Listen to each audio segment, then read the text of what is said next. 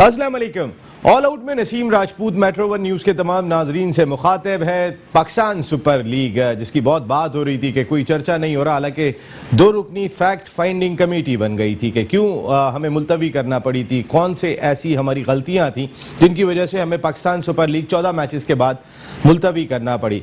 हफ्ते के रोज़ 65वां इजलास हुआ था पीसीबी गवर्निंग बोर्ड का, जिसमें वो रिपोर्ट पेश की गई जो डॉक्टर सलमा साहिबा और डॉक्टर फैसल महमूद पर मुश्तमिल 2 रुकनी फैक्ट फाइंडिंग कमेटी थी। उस रिपोर्ट पे गवर्निंग बोर्ड ने भी कुछ तहफ़्फ़ुज़ात का इज़हार किया और ये बात वाज़ेह की कि अब कोताही नहीं होनी चाहिए। इसीलिए पाकिस्तान क्रिकेट बोर्ड ने नए शेड्यूल का ऐलान कर दिया है, जिसके तहत जो रिमेनिंग मैचेस हैं, जो 20 मैचेस खेले जाएंगे वो 1 जून से खेले जाएंगे और 20 जून को फाइनल खेला जाएगा। तमाम मैचेस कराची में होंगे। तमाम क्रिकेटर्स, तमाम सपोर्टिंग स्टाफ, वो तमाम लोग जो उस होटल में क़याम करेंगे, वो तमाम लोग जिन्होंने करंतना करना है, वो 22 तारीख को पहुंच जाएंगे और 22 से लेकर 28 तारीख तक करंतना होगा। 29 से लेकर 31 तक 3 दिन टीमों को प्रैक्टिस करना होगी और उसके बाद 1 जून से मैचेस का आगाज़ हो जाएगा। तो फिर मई से वो हलचल शुरू हो जाएगी। जिस तरह इंडियन प्रीमियर लीग जारी है, आप देखें कि किस तरीके के केसेस सामने आ रहे हैं, लाखों की तादाद में रोज़ाना केसेस सामने आ रहे हैं। मुंबई, जहां पर ये मैचेस खेले जा रहे हैं, वानखेड़े स्टेडियम मुंबई के 14 मुलाजमीन के टेस्ट मुस्बत है। वो टेलीविजन क्रू कि जो वहाँ पे कवरेज कर रहा है, उनके 12 मुलाजमीन, कैमरामैन, प्रोड्यूसर, डायरेक्टर, उनके भी टेस्ट पॉजिटिव आए। कई सारे क्रिकेटर्स के टेस्ट पॉजिटिव आए। लेकिन इंडियन प्रीमियर लीग हो रही है, इसकी वजह यह है कि उन्होंने बाकायदा एक प्रोफेशनल निज़ाम रखा हुआ है। इससे पहले भी उन्होंने इमारात में कराई थी और बाकायदा बेहतर अंदाज से करने में कामयाब भी हो गए थे। तो फिर हम उम्मीद ये करते हैं कि पाकिस्तान क्रिकेट बोर्ड भी ये कुछ करने में कामयाब हो जाएगा। गवर्निंग बोर्ड को पीसीबी ने बताया कि उनकी एक ऐसी साख रखने वाली कंपनी से गुफ्तगू जारी है कि जो बायोसिक्योर प्रोटोकॉल बनाने की माहिर है और खुदा ना खास्ता अगर केसेस मुस्बत भी आ जाते हैं तो उसको भी संभालने की वो एबिलिटी रखती है। लेकिन गवर्निंग बोर्ड ने वाज़ेह किया कि अब कोई कोताही नहीं होनी चाहिए और पीसीबी का भी यही मौक़िफ़ है कि ज़ीरो टॉलरेंस पॉलिसी होगी बायोसिक्योर प्रोटोकॉल के सिलसिले में। अल्लाह करे ऐसा हो जाए और ये तमाम के तमाम मैचेस मुकम्मल हो जाए। करोड़ों रुपया फ्रेंचाइजर्स का लगा हुआ है। खुद पाकिस्तान क्रिकेट बोर्ड ने यहाँ से अरबों रुपया अर्न करना होता है हर साल, तो फिर बहुत ही इंपॉर्टेंट। फिर पिछले 10 साल में हमारी सबसे बड़ी प्रोडक्ट है, कई सारे प्लेयर्स यहाँ से निकल के आते हैं। इस साल हमने वर्ल्ड T20 खेलना है और ये रिमेनिंग मैचेस कहीं ना कहीं पाकिस्तान की टीम को और बेहतर बनाने में मददगार साबित हो सकते हैं। पाकिस्तान और जनूबी अफ्रीका के दरमियान दूसरा T20 मैच कल वंडरर्स जोहान्सबर्ग में खेला जाएगा। पहले मैच में पाकिस्तान क्रिकेट टीम ने बड़ी मुश्किलात के बाद जनूबी अफ्रीका की खासी यंग टीम के खिलाफ फतह हासिल की थी 4 विकेट से। सेकंड लास्ट बॉल पे पाकिस्तान ने टारगेट हासिल किया था, लेकिन लोग यही बात करते हुए दिखाई दिए कि शर्जील कहाँ है। कोई कह रहा था कि सेंचुरियन से भागते हुए वो पहुंच नहीं सके वंडर्स, इस वजह से मैच नहीं खिलाया उन्हें। फिर फ़खर जमान जो जेन्युइन ओपनिंग बैट्समैन हैं, उनको आप 1 डाउन पोजीशन पे खिला रहे हैं, क्या ये हमारी प्रिपरेशन है? बहुत सारे सवालात सोशल मीडिया पे दिखाई दे रहे थे। मुख्तलिफ मीडिया, मुख्तलिफ farmer cricketers, top class cricketers भी इस सिलसिले में बात करते हुए दिखाई दिए कि अगर आपके पास अवेलेबल हैं दोनों, शर्जील भी और फ़खर जमान भी, तो उनको मौका मिलना चाहिए। इसके साथ साथ पीसीबी के मॉडल आइन पर भी जो क्लब्स क्रिकेट के लिए उस पर भी बहुत सारे तहफ़्फ़ुज़ात थे। पाकिस्तान क्रिकेट बोर्ड ने उसमें भी कुछ तब्दीलियाँ की हैं, वो भी हम आने वाले वक्त में बताएंगे। इसके साथ साथ आज फुटबॉल पर भी बात करेंगे, जो बायलिंगुअल लैंग्वेज करार दिया जाता है खेल, सारी दुनिया में जो सबसे ज़्यादा खेला जाता है, हम बैन हो चुके हैं। कुछ ऐसे मामलात पाकिस्तान फुटबॉल के साथ हुए कि फीफा को, जो फुटबॉल की गवर्निंग बॉडी है, उसने पाकिस्तान फुटबॉल फेडरेशन को बैन कर दिया। अब ना हम कहीं जा सकते हैं, ना कोई हमसे आके खेलेगा। अब खेलते रहे आपस में, एक तो हम कोई रिजल्ट नहीं देते, दूसरे हमारी ख्वाहिशात इतनी ज़्यादा होती हैं कि मैंने बैठना है इस ओहदे के ऊपर, मैं बैठूंगा। सियासत हम कभी एक पेज पर नहीं आते। उसके नतीजे ये होते हैं कि खेलों की गवर्निंग बॉडी को एक्शन लेना पड़ जाता है। अभी पिछले अरसे में हॉकी हमारी बैन हुई थी, अभी भी पूरे पैसे अदा नहीं किए जो जुर्माना हुआ था हॉकी पे। कहाँ जीता करते थे स्क्वॉश में, हॉकी में कहाँ हम पहुँच चुके हैं। कहीं क्रिकेट का भी वो हाल ना हो जाए। बात करेंगे इन तमाम इशूज़ पर। हमारे साथ गुफ्तगू के लिए मौजूद हैं पाकिस्तान के farmer first class cricketer, farmer नहीं बल्कि करंट फर्स्ट क्लास क्रिकेटर, क्योंकि अब भी वो क्रिकेट खेल रहे हैं, लेकिन फॉर्मर उनको बना दिया गया है और पिछले शो में उन्होंने ये बात कही थी कि वो भी मुल्क छोड़ने की सोच रहे हैं कि वो भी अब मुल्क छोड़ दें। हो सकता है कि अब इनके मामलात कहाँ पर पहुँचे। ये एक एहसास दिलाने के लिए हम ख़ास तौर पर इनको मदऊ करते हैं कि माइनॉरिटी के प्लेयर हैं। माइनॉरिटी के माजी में प्लेयर आया करते थे, लेकिन एक अरसे से कोई एक भी माइनॉरिटी का प्लेयर पाकिस्तान क्रिकेट टीम में दिखाई नहीं दे रहा। क्या उनमें क्रिकेट का शौक़ ख़त्म हो गया? ये भी बात करेंगे। अनूप रवि हमारे साथ गुफ्तगू के लिए मौजूद हैं। Thank you Anoop Ravi. उनके साथ फुटबॉल एक्सपर्ट हैं, फुटबॉल के फॉर्मर प्लेयर हैं ज़ैगम अब्बास साहब, वो भी हमारे साथ शो का हिस्सा हैं। Thank you very much Zaigham भाई, बहुत बहुत शुक्रिया। नदीम उमर साहब को ट्राई कीजिएगा, chairman Quetta and Galle gladiators. अगर वो टेलीफोन लाइन पे आते हैं तो हम उनसे बात करेंगे। उनकी तबीयत थोड़ी सी नासाज है, लेकिन अगर वो आते हैं तो ज़रूर बात करेंगे। जी मियाँ साहब, पाकिस्तान सुपर लीग का शेड्यूल अब तकरीबन अनाउंस हो गया है। अनूप, कितना बेहतर है ये? बहुत बेहतर है, बहुत बेहतर है, क्योंकि इसको इस टूर्नामेंट को हम पूरी साल वेट करते हैं, जो हमारे देखने वाले लोग हैं। और इसको इससे जो फंड जनरेट होता है पीसीबी का, और जो प्लेयरों का फंड, जो डोमेस्टिक प्लेयर्स हैं उनको जो फंड लो सूख गए दाग, अब कोई नहीं निकाल सकता। जो कोई नहीं कर सकता वही तो चैंपियन करता है।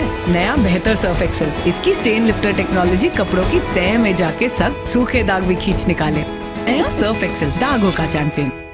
ये डिपार्टमेंट की वजह से जो हुआ करती थी, लेकिन पाकिस्तान सुपर लीग कहीं ना कहीं बहुत सारे लोगों को कवर कर देता है। जी बिल्कुल, आपकी बात बिल्कुल सही है। और एक और चीज़ भी कवर करता है, जिससे ग्राउंड स्टाफ लोग वगैरह फ्रेंचाइज वगैरह से ये भी फेम भी बढ़ता है। एक जो क्रिकेट का हमारे पहले क्रिकेट होती थी फिर नहीं होती, इससे ये कि अब इंटरनेशनल क्रिकेट तो बवाल हो गई है पाकिस्तान में, लेकिन जो इससे और आने वाली जनरेशन को भी, एक नई जनरेशन को बहुत बड़ा वो मिलता है कि वो यंग प्लेयर्स को देख के, बड़े बड़े प्लेयर्स को अपने मुल्क में देख के उनको इंकरेज मिलती है कि वो आएँ और अपने आप को क्रिकेट की तरफ वो राजू होते हैं फिर। बिल्कुल ठीक है ज़ैगम भाई, मैं आता हूँ। अभी एक हमारे मुल्क की बहुत ही इंपॉर्टेंट और बहुत बड़ी शख्सियत, जिनका क्रिकेट के लिए गिरा कर खिदमात हैं, 32 साल खिदमात, कई सारे टेस्ट क्रिकेटर्स, कई सारे ओडीआई प्लेयर्स, कई सारे T20 प्लेयर्स उनके क्लब ने पाकिस्तान क्रिकेट को दिए। फिर उसके बाद अपना एक डिपार्टमेंट उमर एसोसिएट्स की सूरत में बनाया। दैन इस वक्त कोयटा और गॉल ग्लैडिएटर्स के चेयरमैन की जिम्मेदारियां अंजाम दे रहे हैं। कराची रीजनल क्रिकेट एसोसिएशन के प्रेसिडेंट रह चुके हैं। इंतहाई humble, decent, honourable personality of Pakistan cricket, Nadeem Umar साहब। अस्सलाम वालेकुम नसीम भाई, कैसे हैं आप? खैरियत से हैं? जी नदीम भाई, सब अल्लाह का शुक्र है। नदीम भाई, जो हजरात हैं सबको सलाम, बहुत दुआएं सबके लिए। नदीम भाई, अच्छी खबर, कल जो बोर्ड ऑफ गवर्नर्स का इजलास हुआ उसमें ये फैसला किया गया है कि 1 जून से मैचेस का आगाज़ होगा और 22 तारीख से क्वारंटाइन होंगे। मैचेस तो इंशाल्लाह हो जाएंगे, लेकिन ये जो 22 से 28 का क्वारंटाइन का मसला है और बायो सिक्योर बबल का मामला के जिसकी वजह से पहले भी मैचेस मुलतवी हुए, आप एक बड़े स्टेक होल्डर हैं पाकिस्तान सुपर लीग के, पाकिस्तान क्रिकेट के, क्या कहेंगे आप, कौन से ऐसे नए इकदाम होने जा रहे हैं? नसीम भाई, आप सही कह रहे हैं, ज़रा टफ होगा, लेकिन आप देखें अभी IPL हो रहा है, उधर भी यही प्रोसीजर फॉलो किया गया था। पिछली दफ़ा हमने आई थिंक वो जो प्रोसीजर होने चाहिए थे वो उतनी हमने फॉलो नहीं किए, तो अब आई थिंक ये बहुत अच्छा इकदाम है कि 7 दिन क्वारंटीन कर रहे हैं। टफ तो है, लेकिन जिस तरह केसेस बढ़ रहे हैं सारी दुनिया में, तो हमें आई थिंक इसको बहुत अच्छी तरह सोच समझ के करना चाहिए और इंशाल्लाह होगा भी। तो वो तो अच्छी बात है कि इन्होंने वो किया है, कंपनी भी हायर कर रहे हैं जो इसको देखेगी। बस मेरी ये दुआ है कि जो हमने यानी मिस्टेक्स पहली की थी वो रिपीट ना हो और ये अच्छी तरह ऐसे तरीके से हो जाए पूरा टूर्नामेंट। नदीम भाई, इंडियन प्रीमियर लीग की बात कर लेते हैं। जैसे आपने अभी हवाला भी दिया, तो वहाँ पे वानखेड़े स्टेडियम मुंबई के जहाँ पर मैचेस हो रहे हैं, वहाँ 14 लोग उनके स्टाफ था, वो भी पॉजिटिव आए थे। वो क्रू जो कवर करने आया हुआ है उनके 12 लोगों को कोरोना वायरस हुआ, कुछ प्लेयर्स को हुआ, कुछ सपोर्टिंग स्टाफ को हुआ, लेकिन उन्होंने अपनी लीग को कंटिन्यू किया। तो ये जो नई कंपनी हायर करने की बातें हो रही हैं, आज भी प्रेस रिलीज में तस्करा था पाकिस्तान क्रिकेट बोर्ड की उस प्रेस रिलीज में, तो एक तो वो कंपनी के अखराजात कौन बेयर करेगा, खासी महंगी होगी, और उसकी वजह से आप समझते हैं कि कोई फर्क पड़ेगा? नसीम भाई, जिस तरह आप देखें, जो इंडियन प्रीमियर लीग तो नहीं, जैसे दुबई में हुआ, अभी इन्होंने पिछले साल भी खेला और श्रीलंका में हुआ, इक्का दुक्का केसेस आ जाते हैं, लेकिन अगर आप एहतियात करें और और एक वो पता लगा है कुछ साउथ अफ्रीकन वेरिएंट भी आया है, कोई इंग्लैंड का भी वेरिएंट है, तो ये जरा ज्यादा जल्दी स्प्रेड कर रहा है, तो हमें बहुत ख्याल करना पड़ेगा और SOPs को फॉलो करना बहुत जरूरी है। जैसा आपने कहा अभी IPL में भी केसेस आए हैं, तो अब दुनिया भर में स्पोर्ट्स खुल रही है, लोग काम भी कर रहे हैं, तो एक साल से बंद है सब, लेकिन अगर इसको हम तरीके से फॉलो करें SOPs को, तो आई थिंक हमें भी अच्छी तरह से ये हो जाएगा ये टूर्नामेंट। नहीं, इंशाअल्लाह नदीम भाई बिल्कुल होना चाहिए। हमारी इतनी बड़ी प्रोडक्ट है, फिर इतने बड़े नुकसानात, फ्रेंचाइजर्स ऑलरेडी जो है वो नुकसानात में हैं, फिर अगर ये मैचेस नहीं होते हैं तो बहुत सारे मसाइल दिखाई देते हैं। वो सवाल रह गया नदीम भाई, दोनों चीज़ें एक साथ पूछ लेता हूँ। एक तो उस कंपनी के अखराजात, क्रिकेट बोर्ड कह रहे हैं अभी आखिरी मराइल में उनसे गुफ्तगू। जी प्लीज नदीम भाई। नहीं, वो आप बिल्कुल सही कह रहे हो। आई थिंक वो अखराजात जो हैं वो तो कंपेयर टू जो हम लोग कर रहे हैं अखराजात, उसके मुकाबले में तो कुछ भी नहीं होंगे। जो अभी हो रहा है वो कंपनी आई डोंट थिंक इतनी महंगी होगी, और आई थिंक वो बोर्ड को भी बर्दाश्त करना पड़ेगा कुछ, क्योंकि ओनस उन्हीं पे है इसको अच्छी तरह यानी इसको अच्छा करना उन्हीं के हाथ में, तो आई थिंक वही करेंगे, इसको बोर्ड ही करेगा। बट अगर हमारे ऊपर भी डाल दें तो 6 लोगों में अगर बढ़ जाए तो कोई ऐसी बड़ी बात नहीं है। बिल्कुल ज़ाहिर, जितना पैसा फंसा हुआ है उस लिहाज से तो कुछ भी अखराजात नहीं होंगे, लेकिन प्लेयर्स का मामला तो कहीं ना कहीं संगीन होगा। कौन अवेलेबल है, कौन अवेलेबल नहीं है, कौन आना चाह रहा है, कौन आना नहीं चाह रहा। कोई लिस्ट मौसूल हुई क्रिकेट बोर्ड के, किन से रब्ता कर रहा है, कौन इंटरेस्टेड है? अभी तक तो ये इस पे यहाँ बहुत पहुंची नहीं। अभी आई थिंक 2-3 दिन बाद ये मीटिंग भी होगी कि कौन कौन से प्लेयर्स अवेलेबल हैं। अवेलेबिलिटी तो तकरीबन सबने हाँ कर दी है। जो लोग अवेलेबल होंगे वो एक वहाँ 100 वाला मैच हो रहा है इंग्लैंड में, शायद उधर इंग्लिश प्लेयर्स बिजी हो जाएंगे। बाकी तो आई थिंक जितने भी लोग हैं जिनसे हमारी टीम में हैं सबने हामी तो भरी है। तो लेकिन अभी कौन कौन होगा, शायद लिस्ट उससे भी अच्छी हो जाए, दोबारा ड्राफ्ट भी होगा, तो इसको आई थिंक अभी 1 हफ्ता 10 दिन के बाद ये सारी चीज़ें क्लियर हो जाएंगी। नदीम भाई, जाहिद महमूद ने आज जिम्बाब्वे के लिए रवाना होना था, उनको बुखार हो गया है, कुछ तबीयत ठीक नहीं है, कुछ कमज़ोरी महसूस कर रहे हैं। हालांकि वो उस कैंप का हिस्सा थे, जो टेस्ट टीम का कैंप है, वहाँ प्रैक्टिस भी कर रहे थे। आज नहीं जा सके, अब वो 21 अप्रैल को जाएंगे। वो कोयटा ग्लैडिएटर्स के की प्लेयर हैं, तो आपके पास क्या इत्तला है जाहिद महमूद की? मुझे तो अभी आप ही के चैनल से पता लगा। मैं आपको ज़रा सी तबीयत सलीम थी तो मुझे पता नहीं था। जाहिद को बस दुआ करूंगा कि वो जल्द ठीक हो जाएं। बहुत अच्छी उनकी प्रोग्रेस जारी थी, जिस तरह वो बॉलिंग कर रहे थे, तो बहुत अहम कंपोनेंट हैं और टेस्ट में अगर खेलें तो बहुत अच्छा साबित होंगे। तो बस दुआ है। मुझे तो पता भी नहीं था कि उनकी तबीयत नासाज हो गई, तो बस दुआ है कि उनकी तबीयत ठीक हो और वो रवाना हो। नदीम भाई, अब जरा थोड़ी पाकिस्तान जुनूबी अफ्रीका सीरीज पर भी थोड़ी सी बात कर लेते हैं। नदीम भाई, अगर हमारे पास शर्जील खान और Fakhar Zaman in form available हैं, तो आप नहीं समझते कि उन्हीं के साथ ओपनर जाना चाहिए? मिसाल के तौर पे अगर आपके पास ये इख्तियार होता, आप किन के साथ ओपनर जाते वैसे? नहीं, अच्छा सवाल है। आई थिंक आपने बिल्कुल सही किया। आई थिंक पूरा पाकिस्तानी ये समझ रहा है कि शर्जील अगर अवेलेबल हैं तो उनको ओपनर होना चाहिए, क्योंकि स्ट्राइक रेट बहुत इंपॉर्टेंट होता है और फ़खर जमान जैसे वो खेल रहे हैं, तो ये दोनों अगर ओपन हो तो आई थिंक हमारे ये जो वर्ल्ड कप के लिए हम जाएंगे तो इन दोनों को ही, अब हमें टीम को आई थिंक वो कर लेना चाहिए, जो कहते हैं ना कि फाइनल कर लें। और शर्जील जिस तरह उनकी फॉर्म थी, जिस तरह वो खेल रहे थे, तो बाबर 1 डाउन आ जाए तो कोई मुजाहिदा नहीं है। आई थिंक शर्जील और फ़खर आइडियल प्लेयर है इस वक्त हमारे पास। अब कोयटा ग्लैडिएटर्स के नवाज ने भी कल बड़ी जबरदस्त बॉलिंग की नदीम भाई। जी, Nawaz I think most underrated performer है पाकिस्तान क्रिकेट का। उसको बेचारे को कभी चांस सही मिला नहीं। उसने 16-17 खेले वनडे, लेकिन वो जिस तरह एक प्रॉपर बैट्समैन है, मेरे हिसाब से तो ऊपर का बैट्समैन, अगर उसको खिलाया जाए तो बहुत अच्छी बैटिंग करता है। और जब बैटिंग अच्छी होती है आपको बॉलिंग में भी कॉन्फिडेंस आता है। और आप देखें 6 साल से आई थिंक ये और सरफराज ऐसे प्लेयर्स रहे जिन्होंने एक भी PSL का मैच मिस नहीं किया।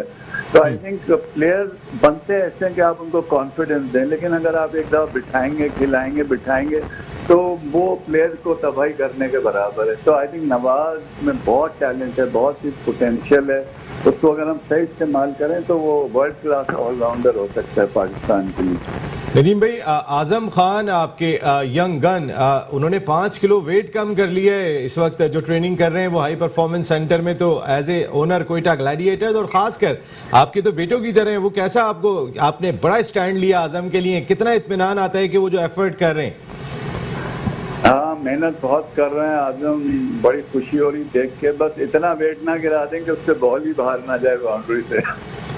एक नेचुरल टैलेंट भी होता है, ठीक है, हाँ जरा ओवरवेट है आदम, नो डाउट, मजाक की बात नहीं, बट अगर उसको खेलना है, लंबी क्रिकेट खेलनी है, जैसे उसने अभी बयान दिया कि मैं 20-25 बॉलों का प्लेयर नहीं बनना चाहता, तो बिल्कुल आजम अगर देखें और मतलब अपने आप को वो करें तो पाकिस्तान के लिए बहुत अच्छा एक कीपर बैट्समैन आपको मिलेगा जो कि ऊपर भी खेल सकता है और लोअर ऑर्डर में आके आपको मोमेंटम भी दे सकता है। नदीम भाई, आजम को तो शायद अभी थोड़ा और वजन कम करना पड़ेगा, प्लीज आप मत कम कीजिएगा आप, और अल्लाह ताला आपको सेहत अता फरमाए।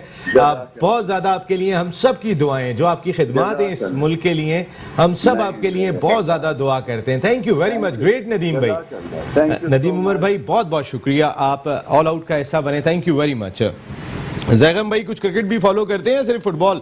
हालांकि फुटबॉलर्स तो ट्रेनिंग में आजकल खेलते हैं। बिल्कुल, वो तो उसकी प्रिपरेशन का हिस्सा है, लेकिन मैं फुटबॉल से बहुत ज़्यादा रग़बत है क्योंकि ज़ाहिर है कि एक अरसा और के जितने अवामी हलके हैं उससे बहुत ज़्यादा इंट्रैक्शन है, तो उन तमाम एहसासात को जो एक फ़ुटबॉलर समझ सकता है ना, वो ज़ाहिर है कि जो ऑफिस होल्डर है, पब्लिक ऑफिस होल्डर है, जो ओहदेदारान है, तो यकीनन वो इस बात के ऊपर इतना उनकी गहरी निगाह नहीं हो सकती, क्योंकि जो हम समझते हैं कि इस वक्त कितना बड़ा नुकसान है ये पाकिस्तान की फुटबॉल के लिए, कि बहुत बड़ा सानिया है। मैं बताने फुटबॉल पे अभी मैंने बात करनी है आपसे ज़रा, फुटबॉल पे तो आज आप आए फुटबॉल पे बात करने की नहीं, लेकिन मैं एक फुटबॉलर से पूछना चाहता हूं क्योंकि स्पोर्ट्समैन तो हर खेल को फॉलो करता है।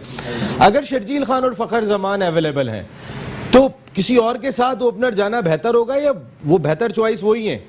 मैं समझता हूँ कि जब एक आदमी, एक लड़का, एक प्लेयर जो है वो इनफॉर्म है, तो इससे बेहतरीन और क्या चीज़ हो सकती है। मैं तो बहैसियत एक प्लेयर के यही कहूँगा कि जब उसकी एक अच्छी परफॉर्मेंस है तो उसमें तमाम चीज़ों को ज़ाती उसको बालाए ताक रख के और कोशिश ये करनी चाहिए, क्योंकि हमारे पास सबसे ज़्यादा जो टॉप प्रायोरिटी पे है वो पाकिस्तान का परचम और सब जिलाली परचम है। हम ये चाहते हैं कि जिसमें पाकिस्तान का नाम हो उसके लिए हर कुर्बानी, हर चीज़ को इंसान दे दे और उस तमाम ज़ाती मफादात को बालाए ताक रखे। बिल्कुल, उन तमाम चीज़ों को बालाए ताक रखना चाहिए। वैसे अनूप, किसी टीम के पास अगर शर्जील और फ़खर मौजूद हो और इंडिया की बैटिंग सरफेस पे आपने खेलना है जहाँ पे 340 रन इंग्लैंड ने 45 ओवर में चेस कर लिए थे, इस वक्त जो आईपीएल हो रहा है समथिंग अराउंड 180-200 के मैचेस हो रहे हैं, जितने भी बन रहे हैं, चेस हो रहे हैं, उस लिहाज से अगर हमारे पास ये दोनों अवेलेबल हैं, दोनों फिट हैं, दोनों फॉर्म में, तो फिर क्या कोई और ओपनर बनता है इनकी जगह? असल में बात सारी नसीम भाई ये है ना, फॉर्म का बड़ा करेक्ट है। अभी इस वक्त जो फॉर्म रिजवान की है ना, और जो परफॉर्मेंस करता हुआ आ रहा है, तो एकदम अब इसको हम पीछे भी नहीं कर सकते क्योंकि उसकी परफॉर्मेंस है, ठीक है। अगर हमें फ्यूचर दो तरीके हैं, या तो आप अपना फ्यूचर देखें, वर्ल्ड कप को देखें, उस हिसाब से टीम बना लें, या शॉर्ट टर्म है ये, क्योंकि रिजवान आपको ही पता है मुझे कि वो इतना आगे इन्हांस नहीं करेगा एज अ ओपनर, कहीं ना कहीं उसकी बैटिंग में वो, अगर आप शर्जील को और फ़खर जमान को कंपेयर करें, मैं फॉर्म अपनी जगह पर है, बाबर ने भी कम रन स्कोर नहीं किए, मैं बात ये कर रहा हूँ कि विराट कोहली ओपन करते हैं रॉयल चैलेंजर्स बैंगलोर के लिए, लेकिन जब इंडिया की टीम में होते हैं वो वन डाउन ही बैटिंग करते हैं। शेखर धवन और आपके पास रोहित शर्मा, उनके पास तगड़े ओपनर्स हैं, तो वो चेंज नहीं करते। मैं आता हूँ, एक ब्रेक ले लेता हूँ, वापस आता हूँ, जरा इस डिस्कशन को बढ़ाएंगे। जैगम भाई, आपका टॉपिक फुटबॉल बैन हो गई है पाकिस्तान में, एक ब्रेक ले रहे हैं, उसके बाद साजिद खान साहब भी हमें ज्वाइन करेंगे। ब्रेक के बाद आते हैं जी। ऑल आउट में एक मरतबा फिर आपको खुशामदीद कहते हैं। पाकिस्तान और जनूबी अफ्रीका की टीमें कल वंडरर्स जोहान्सबर्ग में मद्दे मुकाबिल होंगी। ये वही ग्राउंड है कि जहां पाकिस्तान और भारत के दरमियान पहला वर्ल्ड T20 का फाइनल खेला गया था, और मिसबाह-उल हक का वो शॉट हम सबको याद है कि जिसके बाद पाकिस्तान भारत से मैच हार गया था। तारीख अपनी जगह पर है, लेकिन इस वक्त मिसबाह-उल हक पाकिस्तान क्रिकेट टीम के हेड कोच हैं। कहीं ना कहीं ऐसी चीज़ें ज़रूर करनी चाहिए उन्हें कि अगर उस वक्त मैच विनर नहीं थे तो इस वक्त कोई मैच विनर इधर उधर ना हो जाए, बल्कि जितने आपके मैच विनर है उनको आप साथ लेके चल रहे हो, जो इंपॉर्टेंट दिखाई देता है। एक और अच्छी चीज़, अच्छी खबर कि पाकिस्तान सुपर लीग के मैचेस 1 जून से खेले जाएंगे। पाकिस्तान क्रिकेट बोर्ड ने शेड्यूल का ऐलान कर दिया, लेकिन बुरी खबर, फुटबॉल पे पाबंदी लग गई है। पाकिस्तान फुटबॉल को बैन कर दिया है फुटबॉल की गवर्निंग बॉडी फीफा ने। जैगम भाई, आपका टॉपिक अब स्टार्ट करते हैं यहाँ पे। यार जैगम भाई, ये क्या है? हम मकसद है कि एक तो कोई रिजल्ट नहीं है, चलें कोई रिजल्ट दे रहे हो तो बहुत अच्छी बात दिखाई देती है, फिर कभी वो लड़ रहे होते हैं, कभी फैसल साले आते हैं तो उनकी टांगें खींचो, फैसल साले हाथ हटते हैं तो फैसल साहब किसी की टांगें खींचते हैं। पहले मुझे माजी में याद है, मरहूम अभी हाल ही में उनका इंतकाल हुआ, हाफिज सलमान भट्ट थे और मियाँ अजहर साहब थे, उनके दरमियान एक चपकलिश चल रही होती थी। तो ये एक तो कोई रिजल्ट नहीं है, फिर ये क्या, कौन से पैसे हैं, कौन सी ऐसी चीज़ है, कौन सी ऐसी चौधराहट है जिसकी वजह से मुल्क के खिलाड़ियों का इस्तेसाल हो रहा है? देखिए, मैं अपने नाज़रीन को ये बात बताता चलूँ कि आज से 3 साल कबल भी, यानी 2018 में भी फीफा ने पाकिस्तान फुटबॉल फेडरेशन पे बैन लगाया था जी। लेकिन क्या था कि कुछ अरसे के बाद वो बैन हटा लिया था, लेकिन उसके साथ में एक शर्त रखी थी, क्योंकि जब ये 2 ग्रुप सामने आए, एक अशफाक शाह ग्रुप और एक फैसल साले हयात का ग्रुप, जब ये दोनों फेडरेशन के ग्रुप सामने आए तो फिर फीफा ने इन दोनों की बाहिमी मशावरत से और रजामंदी से एक नॉर्मलाइजेशन कमेटी कायम की, जिसको एक टास्क दिया गया कि वो फेयर एंड ट्रांसपेरेंट इलेक्शन करा के, ताकि जो जनरल बॉडी इलेक्ट होके आए तो वो फिर इसके फुटबॉल की डेवलपमेंट और तरक्की के लिए काम करे। लेकिन इतने अफसोस की बात है कि इन दोनों हजरात के आपस की बाहिमी चपलकश से क्या नुकसान हुआ कि वो जो 6 महीने का टास्क दिया गया था, वो 18 माह के बाद भी वो नॉर्मलाइजेशन कमेटी वो नहीं कर सकी। सर, तो ये नॉर्मलाइजेशन, मेरा सवाल ये है, पिछले जून में कराने थे नॉर्मलाइजेशन कमेटी जो बनाई है फीफा ने, मैंने तस्वीर कहना कि 18 माह के भी हो गए। तो सर, अगर इतना वो अब तक नॉर्मलाइज नहीं कर पा रहे हैं, ठीक है कोरोना आ गया, ठीक है मामला थोड़े गड़बड़ हो गए थे, लेकिन गेम हो रहा था सर, कहीं ना कहीं फुटबॉल भी हो रही थी, कहीं ना कहीं तमाम चीजें हो रही थी और दुनिया चल रही थी, ऐसा नहीं थे रुक गई है। आईपीएल हो रहा है, इतने केसेस के बावजूद भी हो रहा है, पीएसएल कराने का फिर प्लान हो रहा है, लेकिन ऐसा क्या मामला था कि वो इलेक्शन नहीं करा सके? बात ये है सर, जो फीफा के जो 6-7 लाख डॉलर आते हैं ना आपके, उस पे सबकी नजरें जमी हुई होती है। मुझे तो ऐसा लगता है कि अब तक आप कितना कमा चुके हैं, अब हमारी बारी है, अब आपकी बारी है, अब मेरी बारी है, बाकी फुटबॉलर बने ना बने, जहां जाएं जाएं, कोई मसला नहीं है। बिल्कुल आप सही कह रहे हैं कि देखिए, हकीकत तो ये है कि इसमें पैसे की इन्वॉल्वमेंट थी, क्योंकि एक बहुत बड़ी खतीर रकम जो है वो फीफा फंडिंग करती थी, कभी गोल प्रोजेक्ट के नाम से, कभी किसी और नाम से।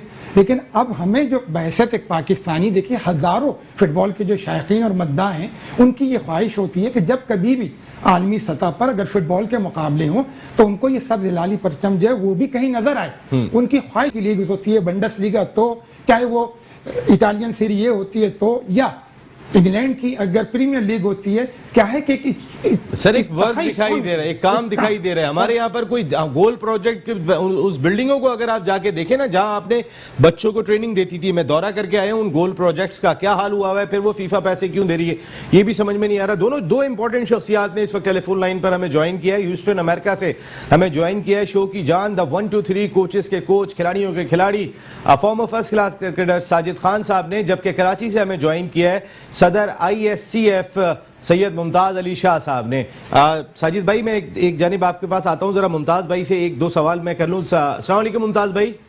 वालेकुम अस्सलाम। मुमताज़ भाई, ये क्या हो रहा है फुटबॉल के साथ? समझ में नहीं आ रहा। आप फुटबॉल के खिलाड़ी भी रहे, आप ऑफिशियल भी रहे। ज़ैगम अब्बास भाई ने अभी आपका नाम सुना, उन्होंने कहा बड़ी खिदमत है आपकी, लेकिन आपकी खिदमत सब ऐसा लग रहा है ज़ाया होती हुई दिखाई दे रही हैं। ये तो आपस में लड़ रहे हैं। हाँ, ये वो बुनियादें हैं जो 70 साल पुरानी थी ना, आज तू खा कल मैं खाऊंगा परसों वो खाएगा। तो ये इस तरह पैसे खा खा के फीफा का जो फंड आ रहा है और दीगर फंड जो हुकूमतें देती है, उसके ऊपर ये सारा झगड़ा है और ये कब्जा किया गया। जबकि फीफा ने वार्निंग भी दी कि 31 मार्च तक आप इसको खाली कर दें। आपने गलत कब्जा किया अशफाक साहब, लेकिन नहीं खाली किया, फीफा ने आपको मुअत्तल कर दिया। अब आपकी इंटरनेशनल बच्चियां जो फुटबॉल खेलती है, जो फुटबॉल मुद्दतों बाद पाकिस्तान में प्रमोट हुआ है, अल्लाह अल्लाह करके आगे बढ़ा है, वो बच्चे रो रहे हैं टीवी पे आके, उनके मुस्तकबिल से खेल गए ये अपने मफाद के खातिर, डॉलरों के खातिर। ये वाकई में तो बिल्कुल ही फुटबॉल की तरफ देखने की भी जरूरत नहीं करनी चाहिए आने वाले वक्तों में। इतने बैड कैरेक्टर लोग हैं ये। नहीं, बिल्कुल सही बात है। आपने बड़ी इंपॉर्टेंट बात कही है कि इतने बैड कैरेक्टर लोग हैं। ये आप ही ने कहा है, मैंने नहीं कहा, पता नहीं वो मुझे ढूंढना शुरू हो जाए। मैंने कहा है तो अरे आप तो जाहिर है भाई, आप तो सारे पाकिस्तान डरता है आपसे, तो मैं तो इस तरह नहीं हूँ ना। ये बात हकायक की है नसीम भाई, हकायक। आप बच्चों के मुस्तकबिल से खेल गए अपने मफाद के खातिर, आप डूब के ना मरे समंदर में, कराची आ जाते मैं डुबो देता। नहीं आपने जिंदाबाद मुमताज भाई। मुमताज भाई लाइन पे रहिएगा। साजिद खान साहब, साजिद भाई कैसे हैं आप? ठीक हैं साजिद भाई? पीएसएल का शेड्यूल अनाउंस हो गया है, 1 जून से मैचेस हो रहे हैं, अब तो वापस आ जाएं आप। भाई बड़ी खुशहाली बात है, पाकिस्तान सुपर लीग की डंके की खूब करानी पड़ेगी। पाकिस्तान की हुकूमत इन्वॉल्व है। पाकिस्तान सुपर लीग जो रुकी थी वो नाअहली की वजह से रुकी, बबल की खिलाफ वर्जी की वजह से रुकी थी। डंडे का जोर पर पाकिस्तान सुपर लीग होगी, मगर पाकिस्तान सुपर लीग रुकी वजह ना होने की वजह वो आपको भी पता है, हमें भी पता है। मिसमैनेजमेंट के साथ जिस तरह की हरकतें होती है उससे दुनिया में इमेज फेल हो रही है। दुनिया में तुम्हारी क्रिकेट को रुकवाने के बाद डॉलर की चमक को देख के आईपीएल डंके की चोट हो रही है, बगैर तमाशाई तो हो रही है। तो ये तमाम चीजों को मंजर रहते हुए मेरा है पाकिस्तान सुपर लीग बेहतर से बेहतर करने के लिए तमाम उन जो दावती जो हो गई इस तरह की नहीं होगी, और बगैर तमाशियों के बगैर पाकिस्तान सुपर लीग होगी। तो शाइन बात है। मगर पाकिस्तान सुपर लीग के अलावा जब पाकिस्तान फुटबॉल के हवाले से बात कर रहे थे तो यहाँ पर मैं जरूर बोलूंगा, फीफा ने पाकिस्तान 214 ममालिक मेंबर हैं, फीफा पाकिस्तान भी है, और पाकिस्तान में फीफा ने बड़ा पैसा दिया है। मगर वही बात है, फीफा का जो पैसा था वो कौन लोग खा गए, और पाकिस्तान के टैलेंट और मेरिट का कत्ल हुआ, उसका जिम्मेदार कौन होगा? कौन है जिम्मेदार? यही पाकिस्तान की जो मैनेजमेंट है। जगह फैसल सवालियात की बात करूं, उससे पहले की बात करूं, आपने हाफिज सरबत भट्ट का बात की। लाहौर में तो बहुत ज्यादा फुटबॉल थी, मगर आज के मॉडर्न दौर में फुटबॉल बहुत प्रोफेशनल हो गई है, बहुत टैलेंट है, मगर पाकिस्तान के टैलेंटेड खिलाड़ी उस तरह के नहीं आ रहे जो 90 में। अगर अली नवाज बलोच की बात करूं, तारिक लुत्फी की बात करूं, नासिर जैसे बैठे हुए ये क्वालिफाइड कोचेज थे, क्या ईसा की बात करूं, अब उस तरह का टैलेंट नहीं आ रहा। क्यों नहीं आने दिया जा रहा है? ये भी मेरिट का कत्ल हो रहा है। और डॉलर की चमक तो फीफा ने लाखों करोड़ डॉलर इनको दिए, कौन पूछेगा कहाँ गए? फीफा का जो यकीनी कवच लाओ और स्टेडियम बंद रहता, कहाँ गए लोग? एकेडमी लगाते थे, नेशनल कैंप लगाते थे, मगर वो अब इस तरह का काम नहीं हो रहा। डिपार्टमेंट बंद हो गए, डिपार्टमेंट बंद हो गए, फुटबॉलर भी बेरोजगार हो गए। मगर इस तरह की आपस की लड़ाई में मैं ये समझता हूँ फहमीदा मिर्जा को फ्रंट पे आना पड़ेगा, उनकी बड़ी रिस्पेक्ट है, और उसको पाकिस्तान की गिरते इमेज को सुधारना पड़ेगा। फीफा का जो गिरता हुआ जो इमेज था पाकिस्तान की फुटबॉल का इमेज जो दुनिया में गया है, तो फीफा ने पाबंदी लगाई है, किसकी वजह से लगाई है? आपस की लड़ाई की वजह से लगाई है ना।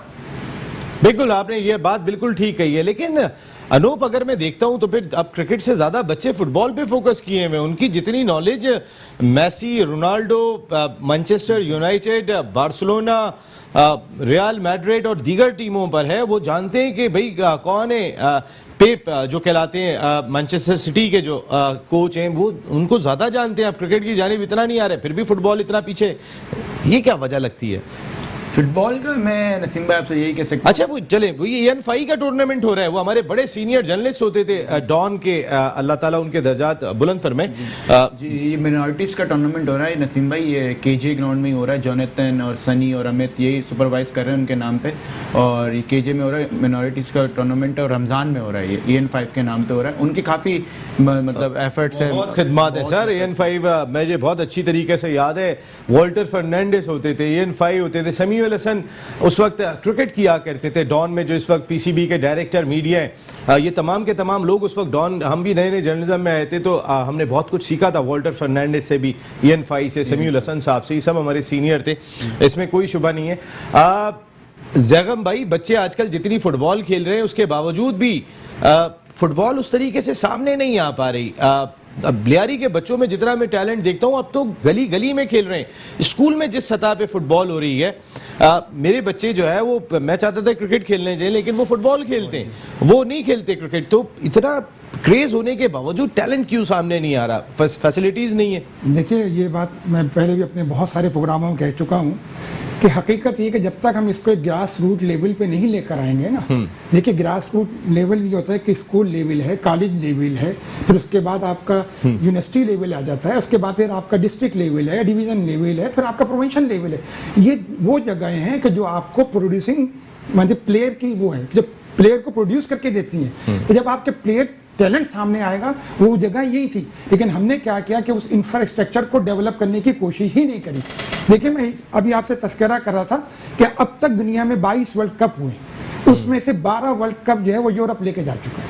तो आखिर इसकी एक वजह मैंने बताई ना, आपसे तस्करा किया था अभी, कि उनका एक अपना स्ट्रॉन्ग इंफ्रास्ट्रक्चर है जो लीग्स का। ब्राजील में कौन सा पैसा है, लेकिन आप देखें ना, उनका इंफ्रास्ट्रक्चर है तो खिलाड़ी निकल के आ रहे हैं ना। यही बात दिखाई दे। मुमताज शाह साहब, गली गली में फुटबॉल हो रही है, बच्चे आजकल क्रिकेट से ज्यादा फुटबॉल को फोकस कर रहे हैं। हो रही है। मेरे घर में भी 2 मेरे बेटे हैं, एक मेसी को और एक रोनाल्डो को।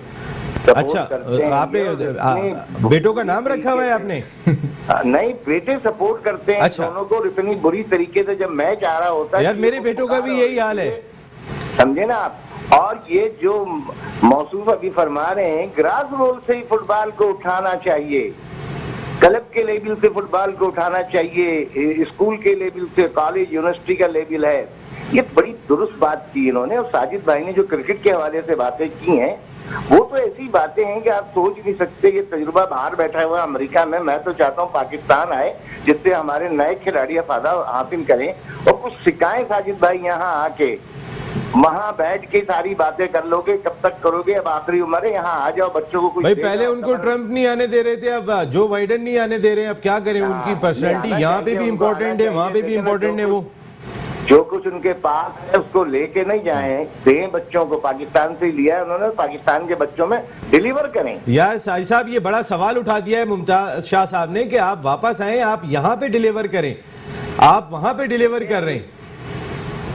मुमताज भाई, आपका बड़ा फन है और आप यकीनी तौर पर जितने ब्लंड पुलिस अफसर थे और आप ब्लंड तरीके आप हवाले से काम कर रहे थे, खुश।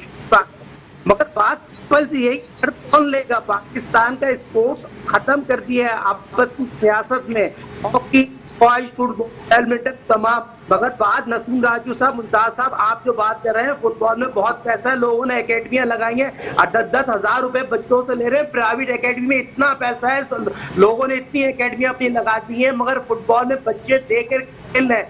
टैलेंट जो हाई इंटरनेशनल लेवल की जो टैलेंट नहीं आ रहा, उसके कसूरवार पाकिस्तान के डरता है वो लोग हैं।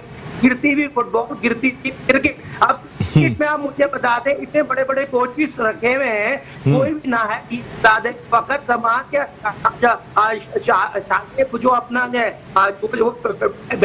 वाले प्लेयर हैं, ये मुझे बता दे, कोई भी पाकिस्तान के या किसी भी मॉडर्न क्रिकेट में शजील और फकर जो है मैच बैठने वाले प्लेयर हैं, शॉर्ट फॉरवर्ड की क्रिकेट में वर्ल्ड कप आपने खेलने जाना है तो ये दुनिया में पावर प्लेयर जितने खेलते हैं, बैटिंग स्ट्राइक रेट 150 का है और हमारा किसी का नहीं है। आप रिजवान की बात करें, बाबर की बात करें, नीचे आ जाए और शजील और फकर से आप ओपन कराए, पावर प्ले का अच्छा इस्तेमाल कर सकता है। मगर हमारे पास बॉलिंग में भी टैलेंट मौजूद है। नसीम भाई आप देखें, Arshad most talented fast bowler बैठा हुआ, उसको कब खिलाएंगे? अब वसीम खान की बात करूं, उसको कब खिलाएंगे? भाई के टैलेंटेड खिलाड़ी को खिलाफ खिलाना पड़ेगा आपको। पाकिस्तान को वर्ल्ड कप खेलने जाना है, इन दोनों टैलेंटेड फास्ट बॉलर को चेक करना पड़ेगा, बहुत टैलेंट है इनमें। ये बहुत इंपॉर्टेंट बात कही है अनूप। ये आपका सवाल है जो साजिद भाई ने बात की कि अरशद इकबाल बरकी की मैं बात कर लेता हूँ या वसीम खान जूनियर की मैं बात कर लेता हूँ, आप उनको ट्राई नहीं कर रहे क्योंकि हारिस रऊफ किसी दिन बहुत अच्छे होते हैं, किसी दिन इतने वेवर्ड होते हैं कि वो सिंगल हैंडेडली मैच को उल्टा कर देते हैं। तो उस लिहाज से कहीं ना कहीं चेक तो करना चाहिए। अरशद इकबाल बरकी ने बहुत सी बॉलिंग की है। नसीम भाई सीधी सी बात है, आप सामने देखें 3 डेब्यू साउथ अफ्रीका ने भी किए, उनकी परफॉर्मेंस देख लें आप ना, वो उनकी साउथ अफ्रीका के एक टेरर था उनकी फील्डिंग का, वो फील्डिंग हमारे साउथ अफ्रीका की दिख ही नहीं रही, जो जिस फील्डिंग से वो जाने जाते हैं। ठीक है, बात है वो फिर भी अपने ट्राई पे ट्राई कर रहे हैं, वो अगला वर्ल्ड कप देख रहे हैं, लेकिन हमें ऐसा ही लगता है कि हम अपना अगला मैच देख रहे होते हैं। भाई अगला मैच थोड़ी देखना लॉन्ग, अभी वर्ल्ड कप की प्लानिंग स्टार्ट हो जानी चाहिए। ठीक है, बिल्कुल। और बात सर जब यंग टैलेंट जब 3 डेब्यू वो करा रहे हैं, तो आप भी 2 डेब्यू तो आप भी करा सकते हैं ना। 4 मैच है, अब अगला मैच इनको खिलाना चाहिए, इन लोगों को, नए बॉलर्स को चांस देना चाहिए। एक बॉलर 3 ओवर देकर 34 रन दे रहा है, फिर भी आप दूसरों को ट्राई नहीं कर रहे, तो फिर तो 3 में 37, 3 में 38 दिए उस्मान कादिर ने। दोस्त भी तो है ना वो बाबर आजम के, ये कहते हैं लोग के उनके साथ खेलें, तो फिर ये दोस्तियां वैसे कब तक चलेंगी खेलों में? जैगम भाई, अब मुझे ज़रा टाइम ख़त्म हो रहा है हमारे प्रोग्राम का, आप हल बताएं सर इसका क्या है? दोबारा ये बैन ख़त्म हो, मेरे बच्चों को उनको फ्यूचर तो दिखाई दे इस खेल में, वैसे ऑलरेडी दिखाई नहीं देता। ये तो मेहरबानी है पाकिस्तान आर्मी की, फोर्सेस की, डिपार्टमेंट्स की, कि जिन्होंने जो है वो लेके चलें, वरना एसोसिएशन ने कोई इतना बड़ा रोल प्ले नहीं किया है फुटबॉल की तरक्की में। सर भैया मैं आपके मेट्रो चैनल का बहुत इसलिए शुक्रगुजार हूँ कि उसने हकीकत में करोड़ों पाकिस्तान फुटबॉल के जो शायकीन और मद्दाह हैं उनकी आवाज़ को मैं इस आपके प्रोग्राम के तवस्सुल से मैं ज़रूर कहना चाहता हूँ उन दोनों ग्रुप्स के हज़रात से, उहदेदारान से, जिसमें अशफाक शाह ग्रुप है और फैसल सालेहात का ग्रुप है, कि एक बहुत अच्छा शेर है इकबाल का कि फ़र्द कायम रब्ते मिल्लत से है, तन्हा कुछ नहीं, मौज है दरिया में और बैरून दरिया कुछ नहीं। मैं इस प्रोग्राम के तवस्सुल से इन दोनों हज़रात से ये गुजारिश करूँगा कि लिल्लारा इस पाकिस्तान के परचम को, पाकिस्तान के मुल्क को जो है अपने तमाम ज़ाती मफादात को बालाए ताक रख दें और इस परचम को और इस पाकिस्तानी परचम की इसकी इज़्ज़त और तकरीम के लिए अपने तमाम ज़ाती इख्तलाफात भुलाकर इस तरफ तवज्जो दें, ताकि एक बेहतरीन एक ऐसी जनरल बॉडी इलेक्ट होकर आए कि जो फुटबॉल की तरक्की के लिए काम करे। बिल्कुल ठीक है। और एक बहुत अच्छी बात बताता चलूं कि वो बड़ी मशहूर कहावत है कि पेवस्ते शजर से उम्मीदें बहार रख। मैं नहीं समझता इंशाल्लाह कि आने वाला वक्त, क्योंकि देखिए जब हम सिंसियरिटी ऑफ विजन के साथ ये तमाम स्टेक होल्डर जो हैं, जिसमें मीडिया है, फ्रेंचाइजर है, लोकल गवर्नमेंट है, फेडरेशन है, जब ये अपने इनपुट्स देंगे तो इंशाल्लाह एक बहुत अच्छे इसके असरात आएंगे और वो वक्त इंशाल्लाह दूर नहीं कि जब पाकिस्तान की फुटबॉल टीम जो है वो आलमी मेयार पर एक बेहतरीन मकाम हासिल कर सके इंशाल्लाह। मुमताज़ भाई, मुख्तसर सा आपका पैगाम? मुख्तसर सा पैगाम ये है कि इनको सबक सीखना चाहिए। स्टेट फुटबॉलरों ने जो कारनामा अंजाम दिया इस पाकिस्तान के लिए, वो तारीख का हिस्सा है, उससे ही सबक सीख लें। ये स्टेडियम बना रहे हैं फीफा का कराची में, बर्बाद पड़ा हुआ है, ये तो कोई काम ही नहीं कर रहे हैं, निकम्मे लोग हैं। अल्लाह ताला इनको करेक्ट करेगा, इन्होंने जो फुटबॉलरों के साथ किया है उनके मुस्तकबिल नहीं, वाकई में मुमताज़ भाई के दिल से आवाज़ आती है जब भी आती है। मुमताज़ भाई, thank you very much. Mumtaz भाई बहुत शुक्रिया, टाइम ख़त्म हो गया मुमताज़ भाई, लेकिन जो कुछ आपने कहा है वो सब लोगों ने सुना है, आपके दिल की आवाज़ सुनी है। Thank you very much Sajid Khan साहब, अनूप रवि, बहुत बहुत शुक्रिया। Thank you very much Zaigham Abbas साहब, आप यहाँ पर आए, बड़े अच्छे आपने शेर सुनाए। जाते जाते एक शेर मैं भी सुना देता हूँ, वैसे इतनी ज़्यादा शायरी मुझे आती नहीं है, लेकिन ये एक शेर मुझे समझ में आता है जो हमारी तमाम एसोसिएशंस के लिए, हमारी टीम मैनेजमेंट के लिए, हमारे तमाम लोगों के लिए बनता है कि तशख़्ख़ुस पे, तशख़्ख़ुस हमारा तशख़्ख़ुस, हमें नेशन है, तशख़्ख़ुस पे जो आँच आए तो फिर टकराना ज़रूरी है, जो ज़िंदा हो तो फिर ज़िंदा नज़र आना ज़रूरी है, तो फिर ज़िंदा नज़र आएँ सर, ताल्लुकात ख़त्म कर दें यहाँ पर। या नसीम राजपूत अपनी पूरी प्रोडक्शन टीम के साथ चाहता है इजाज़त, ज़िंदगी रही तो फिर आइंदा हफ्ते आपसे फिर मुलाकात होगी। टिल देन अल्लाह ने के बाद।